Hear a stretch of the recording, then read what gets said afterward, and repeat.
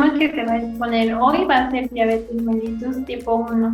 Somos del equipo I y pertenecemos a la Facultad de Estudios Superiores Iztacala del grupo 2605. Nuestro equipo está conformado por Gaitán Gómez, Arely Marlene, Moreno Arellano, Diana Karina y Gabriel Mendoza, Mariela Fernanda, su servidora.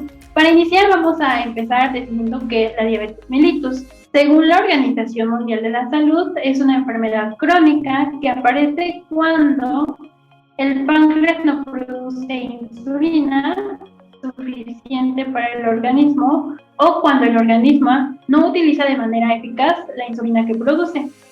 Por otro lado, según la Asociación Americana de Diabetes, nos dice que este es un grupo de trastornos metabólicos que se caracterizan por una hiperglucemia resultante de los defectos de la secreción o la acción de la insulina producida por el páncreas, o puede ser defecto de ambas cosas.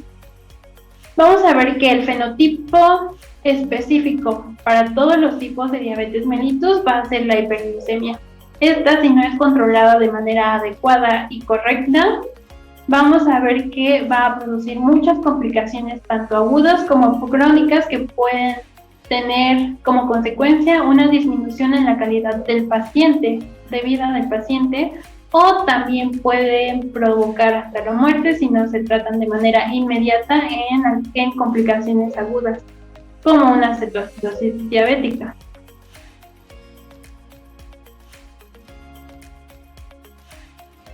Ahora vamos a ver la clasificación de la diabetes mellitus. Vamos a encontrar que hay 4 tipos. La diabetes mellitus tipo 1, que va a ser la que vamos a dar de manera extensa y de manera correcta, y en la que nos vamos a centrar, y va a ser esta la que se caracteriza por una ausencia de la síntesis de la insulina. Esta va a ser completa.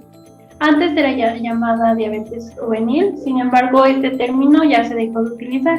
Por otro lado tenemos la diabetes mellitus tipo 2, y esta anteriormente era llamada pues diabetes en adultos, y esta tiene su origen en la incapacidad del cuerpo para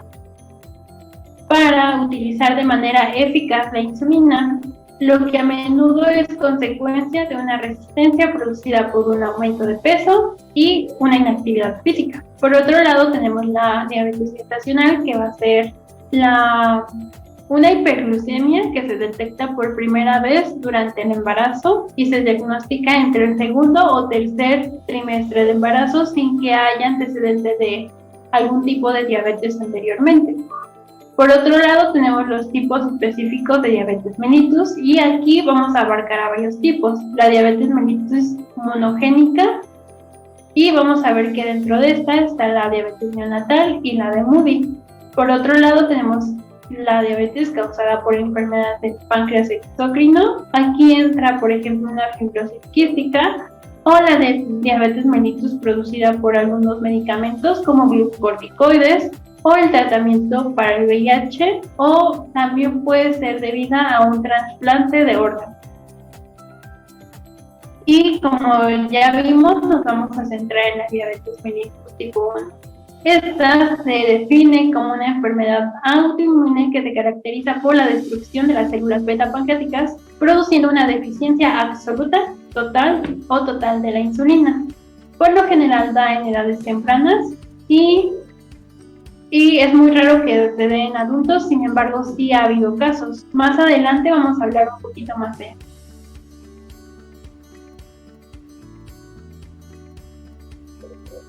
Ahora vamos a hablar de la epidemiología de la diabetes mellitus.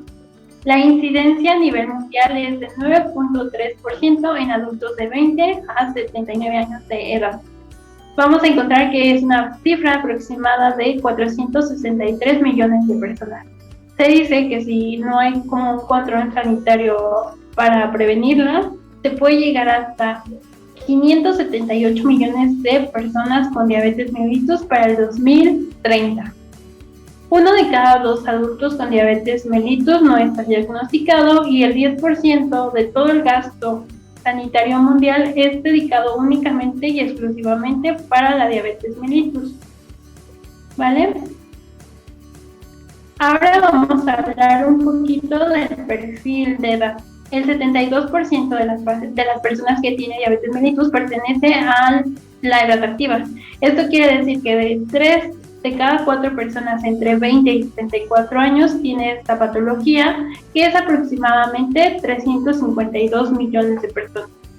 Las personas mayores de 75 años solo abarcan un 27.8% y es aproximadamente 1 de cada 5 dentro de este grupo etario, que aproximadamente es un 111 millones de personas. Por otro lado, tenemos a los niños y adolescentes, en los que únicamente se ha registrado el tipo de diabetes tipo 1, y vamos a ver que aproximadamente hay 1.1 millón de niños y adolescentes con este tipo de diabetes. La cantidad de diagnósticos nuevos para diabetes mellitus para el del 2019 fue de 128.900 casos nuevos por año. Y aproximadamente es el 0.2% de todos los porcentajes que ya vimos. Ya vimos que pues la edad activa es donde se tiene mayor incidencia de diabetes mellitus. Ahora vamos a ver el perfil geográfico. Vamos a encontrar que la mayor incidencia se va a encontrar en Oriente Medio y Norte de África, con un 12.2% de toda la incidencia de diabetes mellitus a nivel mundial. Nosotros le seguimos con América del Norte y Caribe con un 11.1%, y vamos a ver que los lugares donde hay menos porcentaje de diabetes mellitus pues es Europa y África. Y se ve que todo va a ir en aumento. Nuestro porcentaje puede ir aumentando hasta un 13% para 2045 según la Federación Internacional de Diabetes. Y ahora vamos a encontrar los países con mayor número de personas con diabetes. Vamos a ver que México ocupa el sexto lugar con 12.8 millones de personas con diabetes mellitus. China, India y Estados Unidos van a ocupar los primeros 3 lugares, y esto se ve de igual manera o se ve según la Federación Internacional de Diabetes, que esto siga perteneciendo así para el 2030 e incluso el 2045, puesto que todo va en aumento. Y ahora bien, vamos a ver la incidencia en México. Se estima que vamos a ver las estimaciones de diabetes mellitus tipo 1 en niños y adolescentes. Los nuevos casos de diabetes para el 2019, según las estadísticas de México, fueron de 2.500 niños con diabetes mellitus tipo 1, de 0 a 19 años. Y por otro lado tenemos a los casos que ya estaban, que fueron un total de 26.600 casos de diabetes para el 2019. Vamos a ver que las estadísticas siempre lo dividen de 0 a 14 años y 0 a 19 años. Esto porque la mayor parte pertenece a los niños de 0 a 14 años en los que se hace el diagnóstico, puesto que se observan 14.800 casos en niños de 0 a 14 años en el 2019 y de nuevos casos de 2.100 pacientes nada más. Vamos a ver ahora la tasa de mortalidad según las estadísticas del INEGI del 2017. Se calcula que se observa que la diabetes mellitus es la segunda causa de muerte después de las enfermedades cardiovasculares, tanto en hombres como en mujeres. Sin embargo, el porcentaje de esta va a depender del tipo de diabetes mellitus. Quien tiene mayor porcentaje de estas muertes es la diabetes mellitus tipo 2 con 70.2%. Después le sigue la diabetes mellitus no específica con 27.3% de todas las muertes que hubo en ese año, y por último la diabetes mellitus tipo 1, que solo abarcó el 1.9% de todas las muertes, y vamos a ver que como tal no tiene una alta tasa de mortalidad.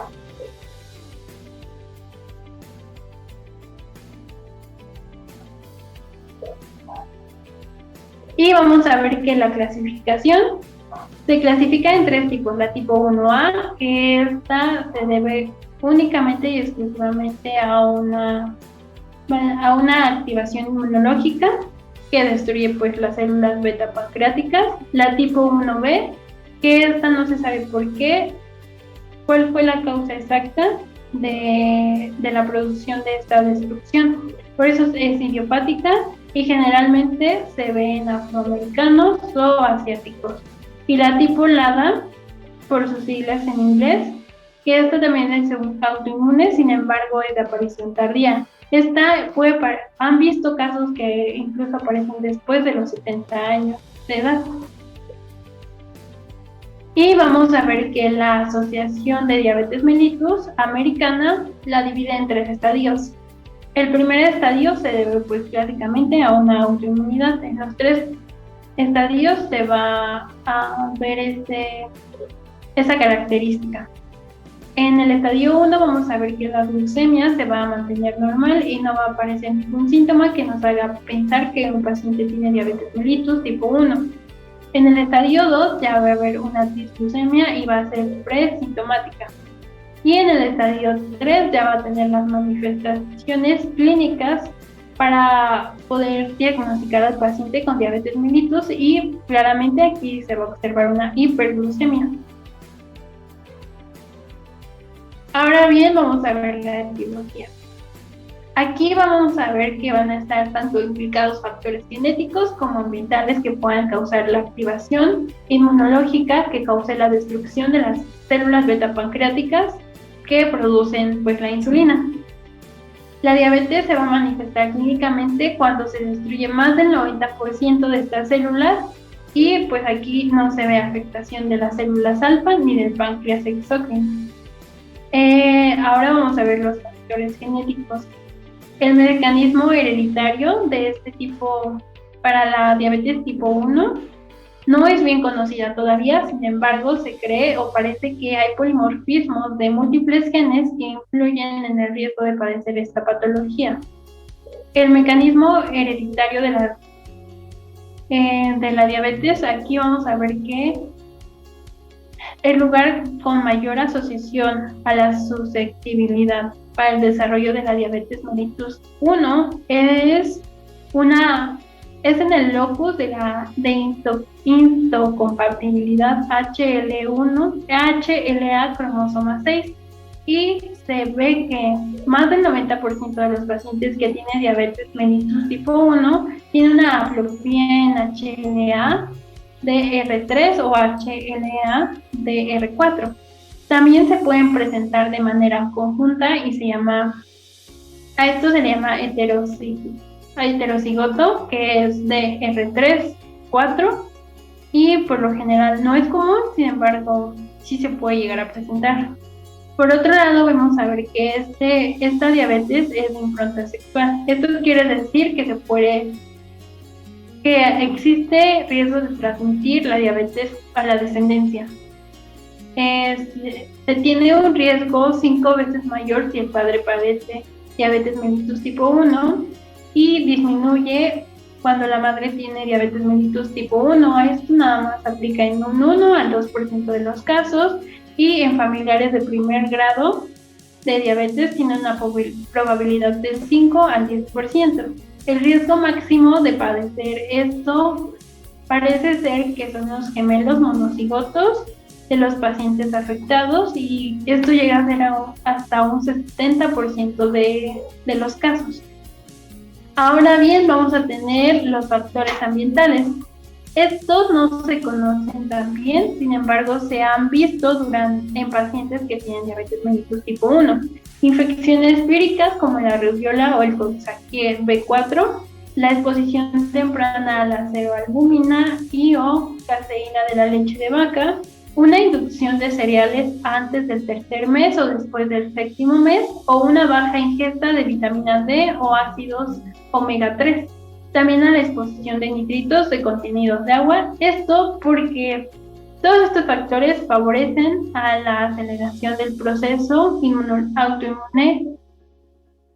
a autoinmune y al acelerarlo, pues causan la patología. Sin embargo, hasta el momento no se ha podido relacionar de manera concluyente que ninguno de ellos produzca como tal la diabetes mellitus tipo 1.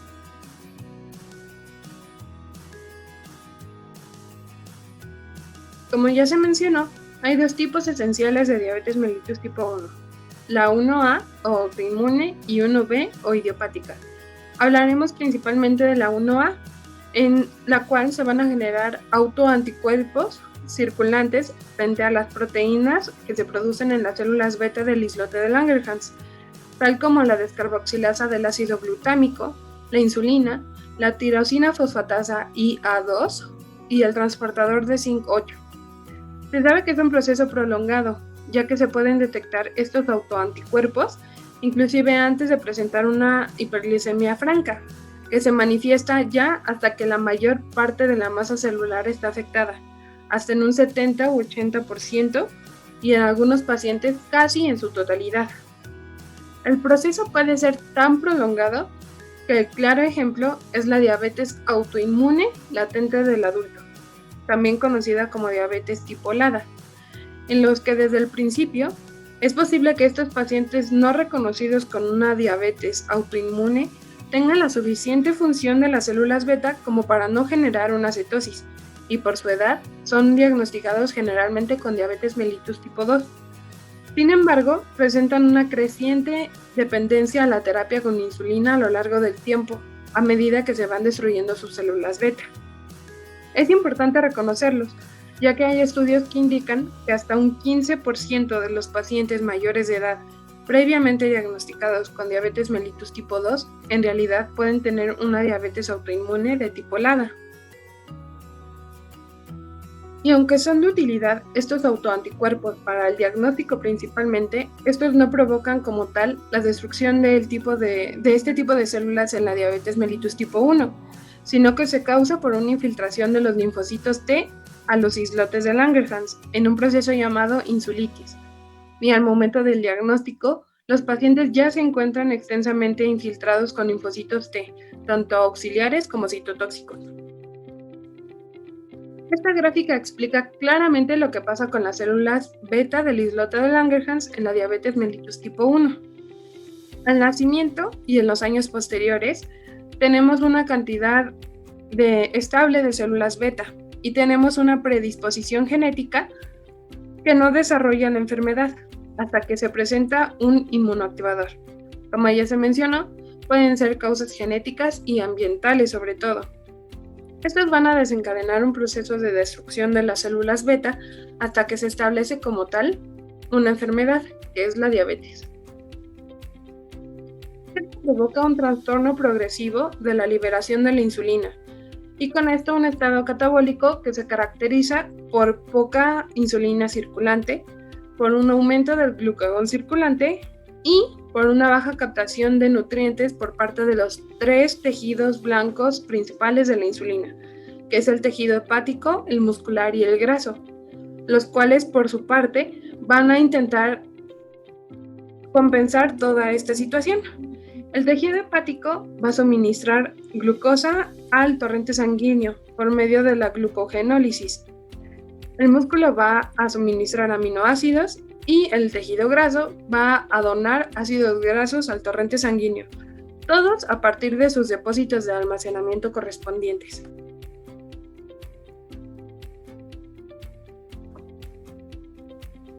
En cuanto al cuadro clínico, sus síntomas y signos, su presentación y su gravedad van a depender directamente de los niveles de glucosa. Primero vamos a tener una polidipsia, que se da por un aumento de la osmolaridad sérica al quedarse la glucosa en el torrente sanguíneo porque no pudo entrar a las células. Esto también va a activar al centro de la sed en el cerebro. Este aumento de la osmolaridad va a provocar un cambio en la osmosis, lo cual hace que los tejidos circundantes donen agua al torrente sanguíneo. Entonces, este volumen sanguíneo aumentado, sumado a sobrepasar el umbral renal de glucosa, que es de 180 miligramos sobre decilitro, van a desencadenar una mayor excreción de agua y glucosa por la orina, provocando una poliuria y una glucosuria. Por otro lado, la deficiente utilización de la glucosa en algunas regiones del cerebro, principalmente el núcleo ventromediano del hipotálamo y también por otros tejidos, induce a incrementar la frecuencia y la cantidad de las comidas del paciente, lo cual vamos a identificar como una polifagia. Pero a pesar de esta mayor ingestión de comida, el paciente tiene una pérdida de peso por la pérdida de glucosa en la orina, ya que llega a perder desde 500 hasta 1500 calorías por día. Esto, claro, hace un déficit calórico y culmina en la pérdida de peso. Y además de esta pérdida de calorías, sumada a los cambios de los electrolitos en el cuerpo, van a provocar una fatiga y un cansancio muy marcados. Y finalmente, vamos a tener una deshidratación de los tejidos, principalmente del cristalino en el ojo, lo cual hace que el paciente experimente una visión borrosa. Ahora, todos estos signos y síntomas van a aparecer dependiendo de los periodos de evolución de la enfermedad, los cuales son 5. Primero, tenemos al periodo preclínico, que como su nombre lo dice, son meses o años antes de las manifestaciones clínicas y se caracteriza porque ya hay una presencia de los autoanticuerpos. Después tenemos al periodo de comienzo, que es cuando ya comienzan los signos y los síntomas. Sin embargo, hay un buen estado general del paciente. Tenemos el siguiente periodo, que es el periodo de estado, cuando ya encontramos un cuadro clínico muy establecido, como una pérdida de peso de hasta el 10%, con una fatiga, una poliuria y una polidipsia más marcados que en el periodo anterior. Después tenemos el periodo de remisión, y este solamente se da en una minoría de los pacientes, incluso se menciona que hasta en el 3% solamente. Sin embargo, sí se ha descrito que dentro del primer año de debut se disminuyen las necesidades insulínicas e incluso se ha demostrado una disminución de los autoanticuerpos. Y finalmente tenemos el periodo más grave, que es el de cetoacidosis. Se da cuando la enfermedad no fue diagnosticada y tratada a tiempo. Sin embargo, muchos pacientes debutan con este periodo. Vamos a encontrar una deshidratación intensa y una acumulación de cetonas. Y esto va a progresar rápidamente, nos puede llegar a un estado de coma o incluso a la muerte.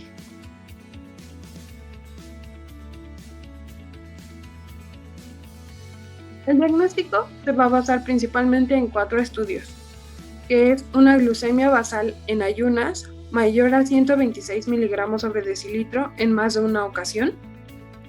También tenemos a una glucemia tomada después de una carga oral de glucosa a las 2 horas mayor a 200 miligramos sobre decilitro. Una glucemia plasmática al azar mayor de 200 miligramos sobre decilitro unido a síntomas y signos sugerentes de diabetes mellitus tipo 1. Y por último, tenemos una hemoglobina glicada mayor a 6.5%.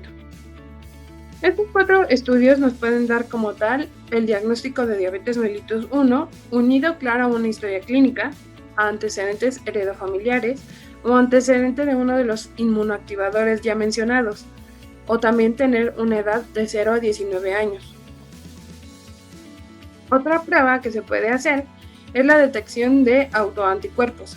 Sin embargo, estos no se toman de manera rutinaria, solamente se usan en el caso de dudar en el diagnóstico, como es el caso de una sospecha de una diabetes de tipo LADA, o también niños que tengan entre 0 a 19 años, pero que también tengan la clínica de diabetes mellitus tipo 2. En cuanto al diagnóstico diferencial, va a variar depende de la edad y del periodo de la enfermedad. En cuanto al periodo de comienzo y estado, se diferencian de trastornos emocionales por la fatiga y el cansancio tan marcados y tan raro que suelen encontrar en los niños.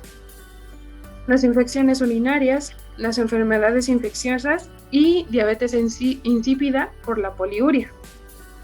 En el periodo de cetoacidosis vamos a diferenciarlo con cuadros respiratorios o abdominales, principalmente porque en la cetoacidosis se encuentra un patrón respiratorio muy característico que se llama patrón respiratorio de Kussmaul. Entonces es importante diferenciar con otras causas. En niños pequeños se puede diferenciar de encefalitis, meningitis o sepsis, ya que ellos son más frecuentes que lleguen al estado de coma cuando se les presenta una cetoacidosis. Y en cuanto a los adolescentes, se debe de diferenciar con trastornos de la conducta alimentaria, por principalmente la polifagia. Bueno, para continuar con el tratamiento vamos a ver que son 3 pilares principales para tener un buen manejo. Uno de ellos va a ser la administración de insulinas, el cual va a tener 3 aspectos que debe cubrir. Uno va a ser la secreción basal de insulina, otro va a ser la secreción prandial y por último las correcciones que se deban hacer si es que existen hiperglucemias inesperadas. Otro punto importante para un buen tratamiento va a ser la actividad física y la dieta. El tratamiento como tal va a tener un objetivo, el cual es el conseguir un control glucémico lo más próximo a la normalidad, esto para poder evitar complicaciones ya sea agudas como crónicas.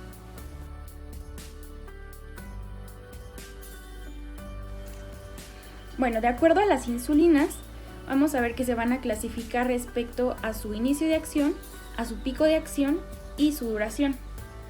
El inicio de acción se refiere al tiempo que va a tardar en llegar al torrente sanguíneo, mientras que el pico de acción se refiere al tiempo en que va a lograr su máxima potencia la insulina, y la duración va a ser el tiempo que va a mantener su acción dentro del torrente sanguíneo. Estas también se van a clasificar en prandiales, basales y mixtas. Dentro de las prandiales se van a incluir la ultra rápida, que van a ser las Aspart, glulicina y Lispro en 100 y 200 unidades internacionales por mililitro.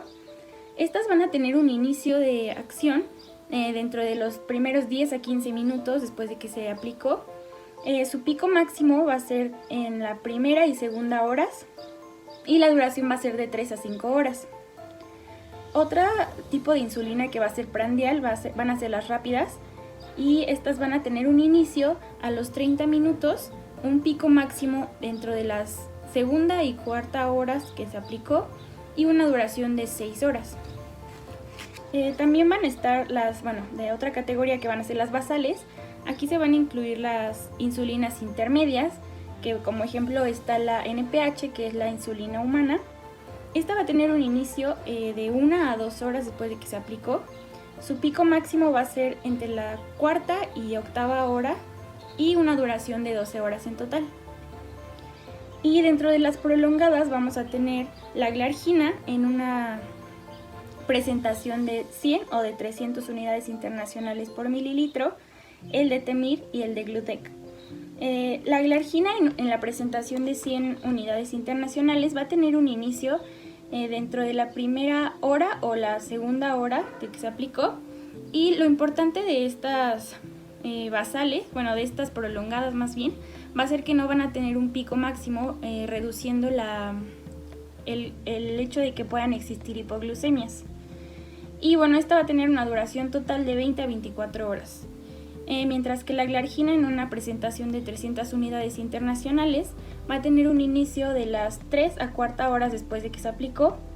Igualmente no va a tener un pico máximo y la duración va a ser de 24 a 36 horas.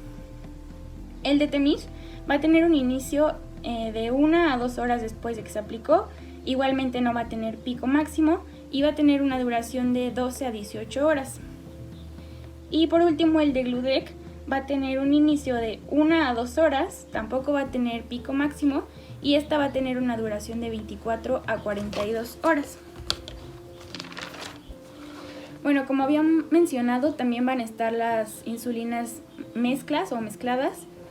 Una de ellas va a ser la que se mezcla con insulina humana, y esta mezcla va a basarse principalmente en una insulina rápida y en NPH, que es la humana, y esta va a tener un inicio de acción a los 30 minutos. El pico máximo va a ser doble, ya que va a estar incluyendo una basal y una rápida, y la duración va a ser de 12 horas. Y las mezclas que van a ser con análogos de insulina, esta puede ser con un Aspart, que son de las ultra rápidas combinadas con NPA, o Lispro, que también va a ser de las ultra rápidas combinadas con NPL. Estas van a tener un inicio de los 10 a los 15 minutos posteriores a que se aplicó la insulina, un pico máximo igualmente doble, ya que van a estar utilizando una intermedia y una rápida o un Aspart o un Lispro, y una duración total de 12 horas. Bueno, dentro de la insulinoterapia vamos a ver que esta va a perseguir imitar la secreción fisiológica de insulina que va a ser mediada por el páncreas, por las células beta. Bueno, las insulinas, como había mencionado, se van a clasificar en acción rápida, y estos van a considerarse los análogos insulínicos. Estos van a ser principalmente útiles para el ajuste de dosis prandiales en niños, ya que esto nos va a ayudar a reducir el riesgo de hipoglucemias, ya que se van a aplicar antes de las comidas, pero bueno, enseguida comentaremos un poquito más sobre esto. Las de acción rápida van a ser útiles en el manejo de correcciones en urgencias, como podría ser el caso de una cetosis o de una cetoacidosis. Y esta puede utilizarse ya sea sola o combinada con insulina intermedia, y esta igualmente puede utilizarse como terapéutica habitual en un reemplazo diario. Las insulinas de acción intermedia van a ser las que más se utilizan dentro de nuestro país, y estas pueden mezclarse o no con insulina de acción rápida, dependiendo de qué manejo queríamos llevarle al paciente. Y por último están las insulinas de acción prolongada, y estos van a ser análogos de secreciones basales, por lo que son muy útiles dentro de nuestro tratamiento. Y bueno, el mejor control glucémico que se ha encontrado va a ser utilizando una glargina combinada con insulinas de acción ultra rápida o rápida. Bueno, vamos a ver que hay distintos tipos de insulinoterapia. Uno de ellos va a ser el tratamiento convencional, y esta puede requerir de 2 o 3 inyecciones diarias. Y bueno, en esta se utiliza una insulina rápida o ultra rápida. Esta va a formar el 30% de la combinación que vamos a hacer, ya que esta se va a mezclar con insulina intermedia, que podría generar el otro 70% que vamos a estar utilizando. Se recomienda que del 60 al 75% de la insulina se aplique durante la mañana o por la mañana antes del alimento o del desayuno, y del 25 al 40% correspondiente va a aplicarse por la noche. Esto es importante, como había mencionado, que se apliquen antes de los alimentos para poder tener un buen control glucémico. Otro tipo de tratamiento va a ser el intensivo, y este va a ser principalmente el tratamiento de elección, ya que nos va a dar un menor número de complicaciones a largo plazo. Se va a subclasificar en dos, que van a ser las inyecciones subcutáneas múltiples y las bombas subcutáneas de infusión continua. Bueno, el tratamiento con múltiples dosis de insulina va a basarse en una administración de insulina de acción rápida antes de cada comida, junto con insulina de efecto prolongado o de acción intermedia, para poder asemejar más el funcionamiento normal de la secreción de insulina. En estas se van a aplicar aproximadamente de 3 a 4 inyecciones dependiendo de la cantidad de comidas que se estén realizando. Y bueno, esta va a tener ajustes de dosis en función del autocontrol glucémico o de la cantidad de alimento que estemos consumiendo. Pero una desventaja de es que va a conllevar a mayor aparición de hipoglucemias. Otro tipo que había comentado va a ser la infusión subcutánea continua de insulina, donde se van a utilizar bombas de infusión. Este es un tratamiento que comúnmente se va a recomendar en pacientes pediátricos, ya que da un mejor resultado. Este va a basarse en la administración de insulina de acción rápida mediante una bomba que va a estar conectada a un catéter. El catéter va a estar situado subcutáneo, y lo que nos va a proporcionar es insulina de forma continua, además de en una dosis basal, además de bolos que van a administrarse inmediatamente antes de que se estén realizando las comidas. Este sí va a tener riesgo de generar hipoglucemia y también de cetoacidosis si es que se llega a interrumpir o cesar la infusión de manera accidental, por lo que sí tiene riesgos. Pero también tiene ventajas que van a ser que reduce el número y la severidad de hipoglucemias en los pacientes, por lo que sí nos es muy útil a la hora de un tratamiento, por ejemplo en los pacientes pediátricos.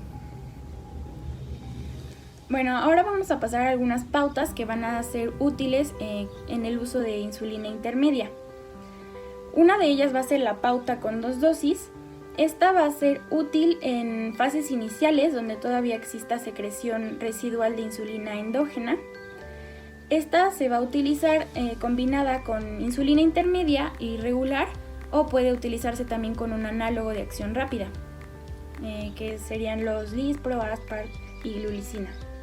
Este se recomienda, como había mencionado, en 2 dosis, y 2/3 de esta cantidad de insulina van a aplicarse antes del desayuno y 1/3 va a ser antes de la cena. Otra de las pautas van a ser una de pauta de 3 dosis, y esta va a ser la más utilizada en pacientes pediátricos por la ingesta de alimentos, y en esta se va a incluir el uso de NPH e insulina de acción rápida o un análogo de acción rápida, y se recomienda que se divida antes de cada alimento, ya sea el desayuno, la comida y la cena. Y en el desayuno es cuando mayormente se debe aplicar la insulina, bueno, en mayor cantidad, que recomienda que sea el 45% de la insulina que se esté aplicando antes del desayuno, y el resto va a ser dividido entre la comida y la cena. Y por último, la pauta de 4 dosis va a asemejarse mucho a la de 3 dosis, y la diferencia es que va a aplicarse antes y después de la cena, por lo que ya va a ser desayuno, comida, antes y después de la cena. Y esta es mayormente utilizada en adolescentes.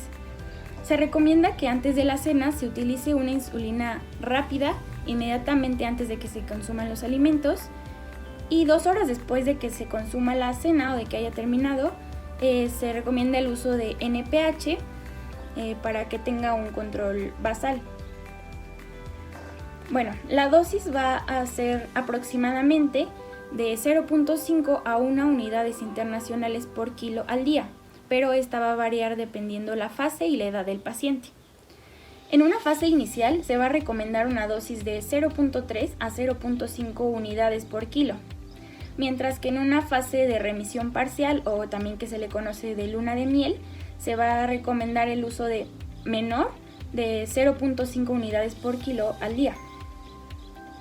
En los pacientes que van a ser prepúberes, van a utilizar o van a necesitar de una dosis de 0.7 a 1 unidades por kilo al día, mientras que en los adolescentes esta aumenta de 1.2 a 1.8 unidades por kilo al día, o pueden ser en cantidades superiores. Después de que pasan esta etapa de adolescencia, ya que pasan a la edad de adultos, los requerimientos van a ser menores, por lo que ya no se requiere de tanta dosis de insulina, por lo que podría utilizarse una dosis de 0.5 a 1 unidades internacionales por kilo al día. Bueno, aquí es importante mencionar también que el control glucémico se va a valorar mediante la hemoglobina glucosilada, y vamos a hablar de que un buen control va a ser menor o igual a 7.6% en los resultados, y un mal control se habla de aquel que va a ser mayor o igual al 9%. Bueno, para el material vamos a requerir de jeringas, pueden ser de 0.3 centímetros cúbicos, de 0.5 o de 1 centímetro cúbico. También se van a requerir de lapiceras, que también se les pueden llamar pen, que es donde vamos a guardar la jeringa para poder transportarlo si es que vamos a requerir de salir, y es muy fácil de llevarla dentro de estas. Y bueno, también se llegan a utilizar las bombas de infusión, como les había comentado.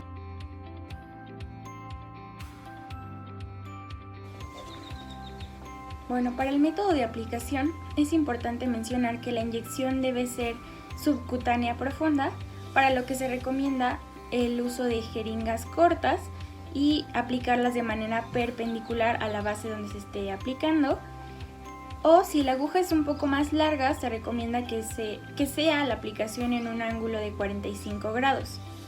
Para esto se necesita de formar un pliegue con la piel, y para que pueda entrar directamente al tejido subcutáneo, y al momento en el que ya se va a administrar el líquido de la inyección, soltar este pliegue. También algo que es muy importante es que debe existir una rotación de los sitios de aplicación, ya que si no se rota puede llegar a generar lipodistrofias que generalmente van a ser de tipo hipertrófica. Esto nos va a impedir una buena absorción de la insulina, por lo que sí es muy importante que exista una rotación. Bueno, como en la imagen se puede alcanzar a ver, la rotación va a tener 3 etapas o 3 formas de poder generarlo o de aplicarlo. Una va a ser la selección de la zona, ya que puede aplicarse en abdomen, brazo, glúteo o muslo. Posteriormente se va a dividir esta zona en cuadrantes o en mitades y bueno, se debe usar un cuadrante por semana. Es importante que la aplicación de estas vaya rotando en sentido de las manecillas del reloj. Bueno, ahora sí, las zonas de aplicación. Como había mencionado, puede haber distintas zonas donde podemos utilizar las inyecciones. El abdomen va a tener una velocidad de absorción de insulina rápida y esta va a ser indicada en casos de que se quiera corregir una hiperglucemia. También van a estar los brazos, que generalmente es la cara externa de los brazos, y esta van a tener una velocidad de absorción media. Los glúteos, que van a ser en la parte superior, van a tener una velocidad de absorción muy lenta. Y por último, los muslos van a tener una velocidad de absorción lenta. Pero bueno, estas, como les había mencionado, deben irse rotando. A lo largo del día podría ser también.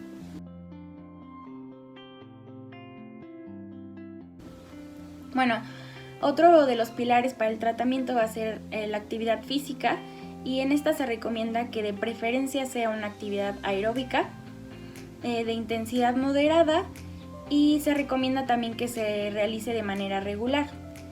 Es preferible que las actividades se realicen en grupo, ya que podría llegar a tener algunos efectos hipoglucemiantes en el paciente y es necesario que esté acompañado para poder apoyarlo si es que es necesario. Y bueno, por último, la dieta debe ser equilibrada y debe ser individualizada según el tratamiento insulínico, el peso, la edad y la actividad física que realice el paciente. Dentro de la imagen que está del lado izquierdo, habla del consumo energético o del aporte calórico que vamos a requerir dependiendo la edad y dependiendo ya sea si es de hidratos de carbono, grasas, proteínas o fibra. En un consumo energético de un recién nacido aproximado va a ser de 120 calorías por kilo, mientras que en los lactantes va a ser de 80 a 100 calorías por kilo. Al año de edad, del año de edad al periodo de pubertad, se va a requerir de 1000 más la edad que va a tener el paciente por 100. Esto va a ser el aporte calórico que va a requerir. En la pubertad van a incrementar esta necesidad calórica y aún más si es que realiza el paciente actividad física. En varones va a ser aproximado de 2000 a 2500 calorías, mientras que en las mujeres va a ser de 1500 a 2000 calorías. Dentro de los hidratos de carbono se recomienda que estos formen del 50 al 50% de la energía total que vamos a consumir de los alimentos. Las grasas que tengan un porcentaje del 30% de la energía total. Las proteínas el 15% y la fibra se recomienda que se consuma de entre 30 a 35 gramos al día. Y eso sería todo dentro del tratamiento. Y sería todo de nuestra parte. Muchas gracias.